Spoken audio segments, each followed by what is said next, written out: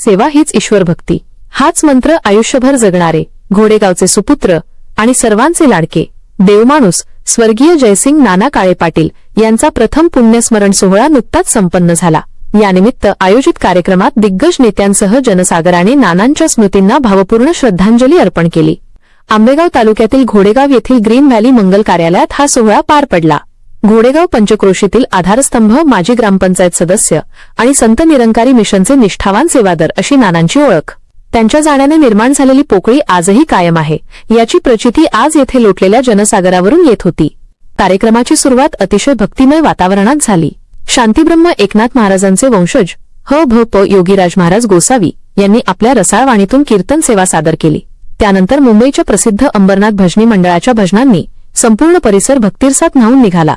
या सोहळ्याला राजकीय आणि सामाजिक क्षेत्रातील दिग्गज नेत्यांनी हजेरी लावली। पुणे जिल्हा परिषदेचे उपाध्यक्ष विवेकदादा वळसे पाटील आणि म्हाडाचे अध्यक्ष माजी खासदार शिवाजीदादा आढळराव पाटील यांनी नानांच्या कार्याचा गौरव केला। नानांनी विविध संस्थांच्या माध्यमातून केलेली समाजसेवा आजही जनमानसात जिवंत आहे, अशा भावना यावेळी मान्यवरांनी व्यक्त केल्या। या प्रसंगी आंबेगाव तालुक्यातील विविध संस्थांचे पदाधिकारी, सरपंच, उपसरपंच आणि ग्रामस्थ मोठ्या संख्येने उपस्थित होते। कार्यक्रमाचे नेटके नियोजन दत्तात्रय काळे, राजेंद्र काळे, मयूर काळे आणि शंतनू उद्योग समूहाने केले होते। सोहळ्याच्या शेवटी हजारोंच्या संख्येने भाविकांनी महाप्रसादाचा लाभ घेतला। सोहळ्यासाठी आंबेगाव तालुक्यातील विविध क्षेत्रांतील मान्यवरांनी उपस्थित राहून नानांच्या स्मृतींना अभिवादन केले। भक्ती आणि चैतन्याचा संगम। कार्यक्रमाच्या सुरुवातीला काळे पाटील कुटुंबासमवेत योगीराज महाराज गोसावी यांची विधिवत पद्यपूजा करण्यात आली। अत्यंत मांगल्यपूर्ण वातावरणात पार पडलेल्या या पूजेनंतर कीर्तनाला सुरुवात झाली। यामध्ये प्रामुख्याने ह.भ.प. पांडुरंग महाराज येवले, गगनगिरी महाराज, गणेशगिरी महाराज, दयाशंकरपुरी महाराज, पंचायत समितीचे सभापती कैलासबुवा काळे, राष्ट्रवादी काँग्रेसचे तालुकाध्यक्ष विष्णू काका हिंगे, बाजार समितीचे सभापती निलेश स्वामी थोरात, भाजपचे भानुदास नाना काळे, उपसभापती सचिन पानसरे, राष्ट्रवादी युवक अध्यक्ष वैभवशेठ उंडे, माजी सभापती प्रकाश घोलप, सखाराम घोडेकर, संजय गवारी, हरिश्चंद्र देवस्थानचे अध्यक्ष प्रशांत काळे, बाजार समिती संचालक सोमनाथ काळे, आंबेगाव तालुका विद्या विकास मंडळाचे अध्यक्ष तुकाराम काळे, खरेदी विक्री संघाचे अध्यक्ष नवनाथ हुले, भीमाशंकर कारखान्याचे संचालक अक्षय शेट काळे, माजी उपसभापती नंदकुमार सोनावले, उपसरपंच स्वप्नील घोडेकर, माजी सरपंच संजय शिंदे, क्रांती गाढवे, सदस्य अमोल काळे, गणेश घोडेकर, प्रदीप घोडेकर, मनीष काळे, मनोज काळे, तसेच उद्योजक धनंजय फलके, गोविंद काळेसर, बैलगाडा संघटना, सामाजिक कार्यकर्ते हुसेनभाई शेख, ज्येष्ठ नेते सखाराम पाटील काळे, हनुमान विद्यालयाचे माजी अध्यक्ष संभाजीराजे लोहोट, आंबेगाव तालुका विद्या विकास मंडळाचे उपाध्यक्ष ॲड.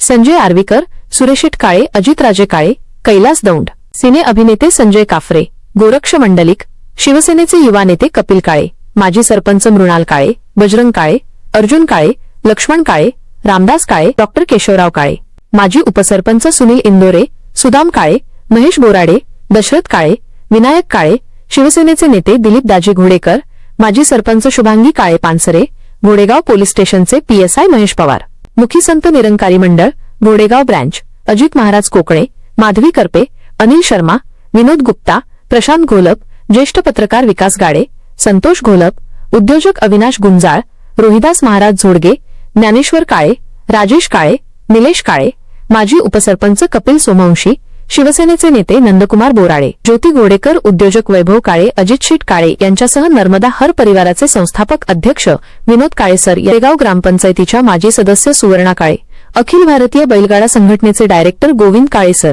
माजी सरपंच मृणाल काळे, माजी उपसरपंच सुनील इंदोरे आणि ज्ञानेश्वर काळे, जगदंबा इव्हेंट मॅनेजमेंटचे साईराज गाडेकर, साहिल केटर्सचे पांडुरंगशेठ ठोसर, शंतनू केटर्सचे सर्वेसर्वा मोहसिन फकीर, कुंदन जगदाळे, मधु अप्पा बोराडे, कैलास शाहीर, मार्तंड काळे यांसह संत निरंकारी मिशन घोडेगाव ब्रँचचे सदस्य, विविध शैक्षणिक संस्था, प्रतिष्ठित पतसंस्था, सहकारी सोसायटीचे पदाधिकारी, ग्रामपंचायतीचे सरपंच, उपसरपंच आणि ग्रामस्थ मोठ्या संख्येने उपस्थित होते। जयसिंग नाना काळे पाटील हे केवळ एक व्यक्तिमत्व नसून घोडेगावच्या सामाजिक जीवनातील एक आधारस्तंभ होते। त्यांच्या निधनाने समाजाची कधीही न भरून निघणारी हानी झाली असल्याची भावना यावेळी व्यक्त करण्यात आली। आपल्या कर्तृत्वाने आणि सेवाभावी वृत्तीने लोकांच्या मनात घर करणाऱ्या जयसिंग नानांना हीच खरी भावपूर्ण श्रद्धांजली। कार्यक्रमाचे अतिशय भावस्पर्शी आणि नेटके सूत्रसंचालन प्रसिद्ध निवेदक सतीश जाधव यांनी केले। त्यांच्या शब्दांनी नानांच्या जीवनाचा प्रवास उपस्थितांसमोर जिवंत केला। कार्यक्रमाच्या शेवटी युवराज काळे यांनी उपस्थित सर्व मान्यवरांचे आणि ग्रामस्थांचे आभार मानले.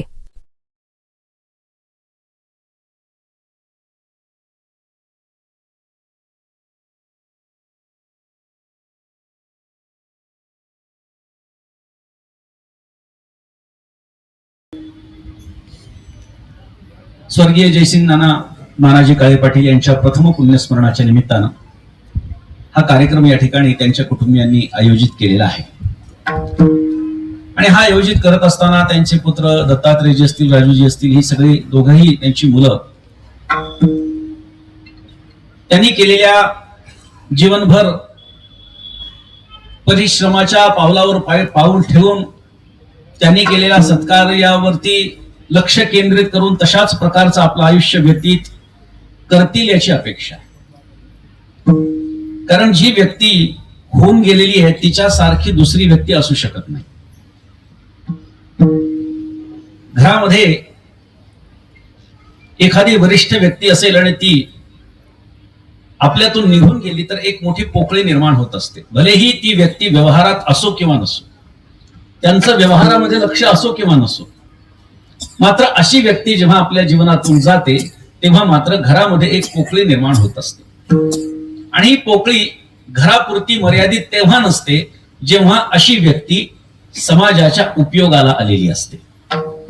आणि मग त्याचे जे लाभार्थी आहेत, त्यांनी केलेल्या कामाचा लाभ ज्यांना ज्यांना झालेला आहे, अशा लोकांच्याही मनामध्ये एक प्रकारची रुखरुख निर्माण होत असते की अमुक एका व्यक्तीनं आमच्यासाठी अमुक एक सेवा केली, अमुक एक काम केलं, कार्य केलं, आणि आता ती व्यक्ती आपल्यामध्ये नाही आणि ती पोकळी त्या बाबतीतली कोणीही भरवून काढू शकत नाही.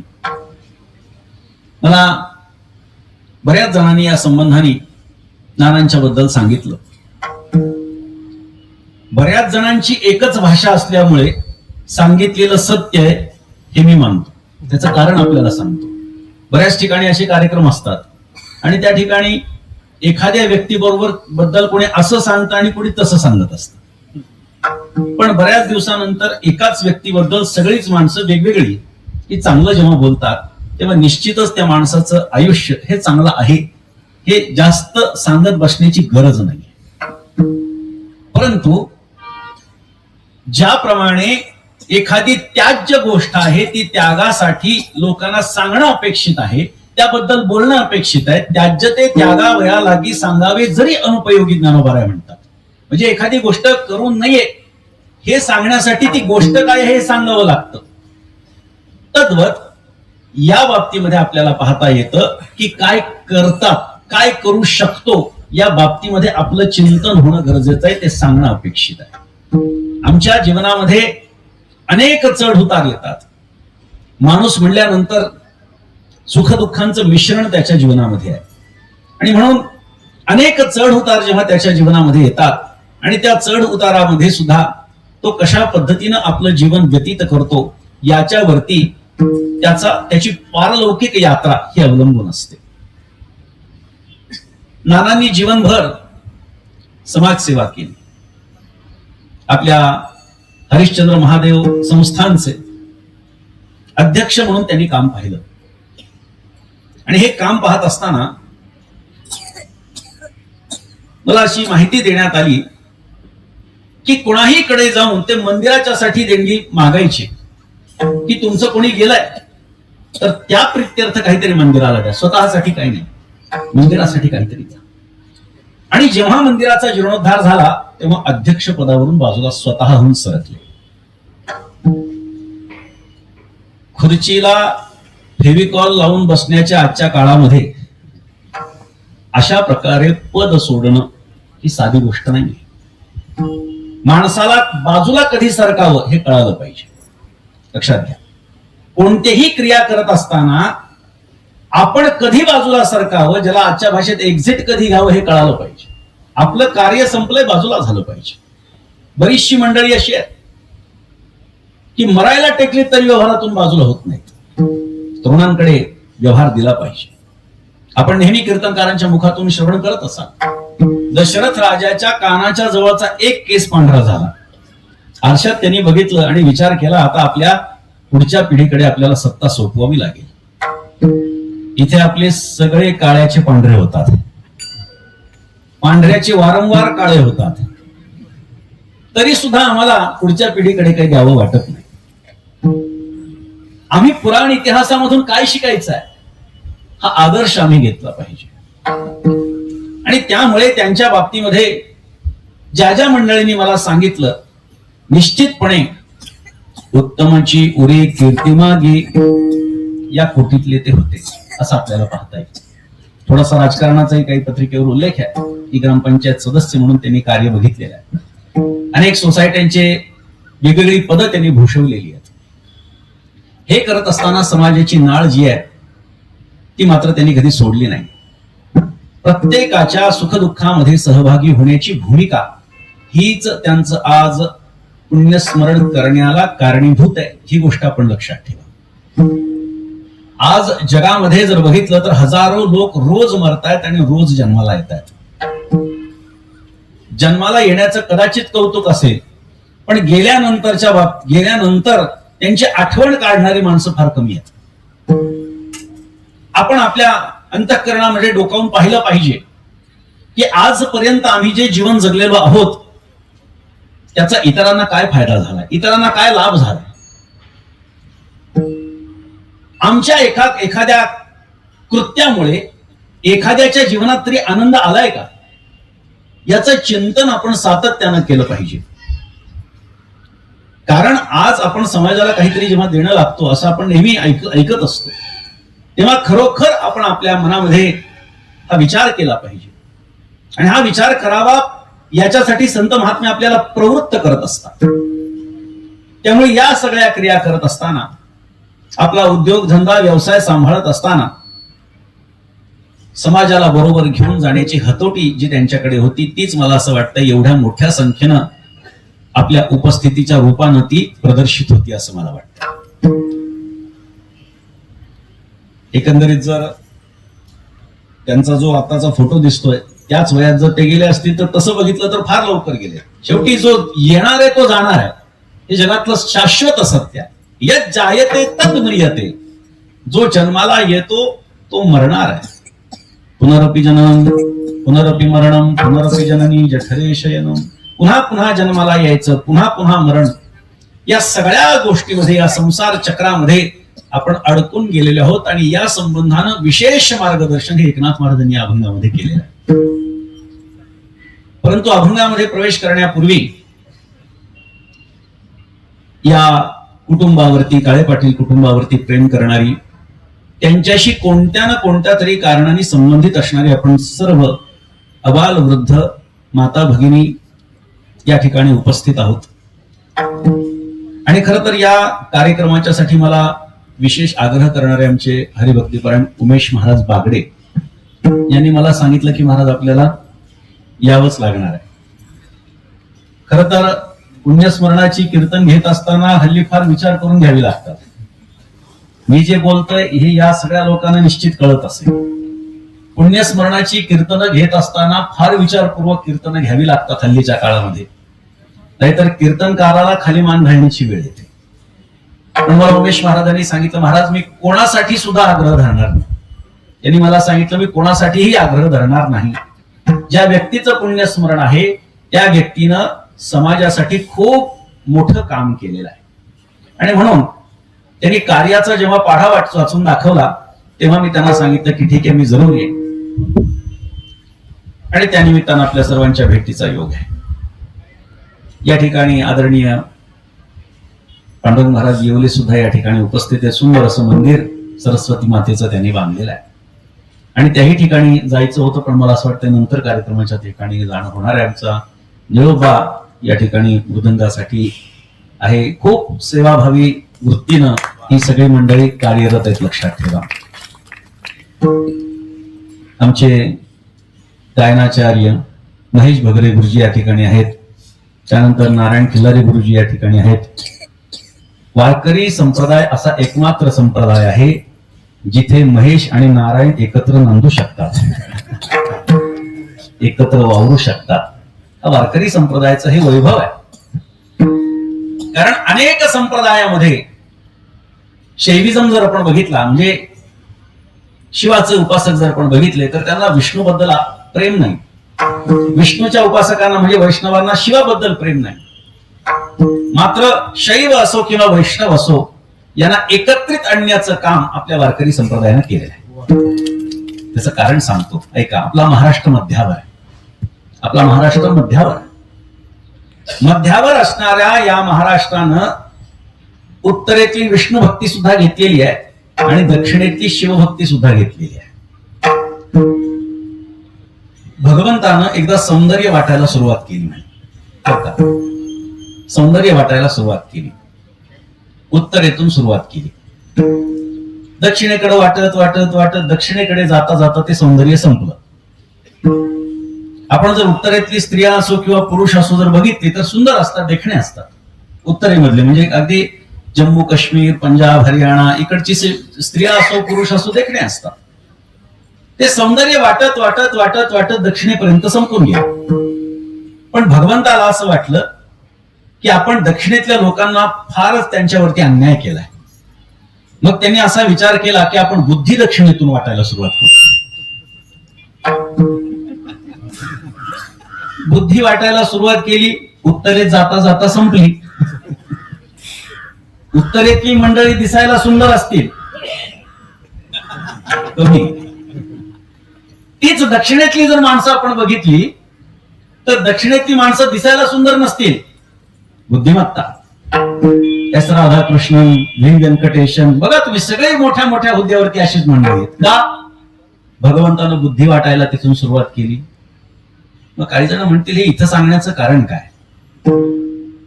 आपण महाराष्ट्रात आहोत. आपल्याकडे उत्तरेतलं सौंदर्य पण आहे, दक्षिणेतली बुद्धिमत्ता सुद्धा आहे, उत्तरेतली विष्णूची पूजा सुद्धा आहे आणि दक्षिणेतली शिवपूजा सुद्धा आहे. करणं हे आम्हाला संतांनी सांगितलेलं नाही. पांडुरंग परमात्म्याच्या शिवाय कोणाचं वर्णन करायचं नाही. इथे सतीशजी जाधव आहेत. त्यांचा अट्टहास असतो की आपल्याकडे चिंतनशील लोक यावेत, वारकरी संप्रदायाची सेवाभावी वृत्तीनं सेवा करणारी मंडळ या ठिकाणी यावेत. आणि म्हणून त्यांचा सुद्धा मोठा आग्रह या कार्यक्रमाच्या निमित्तानं होता.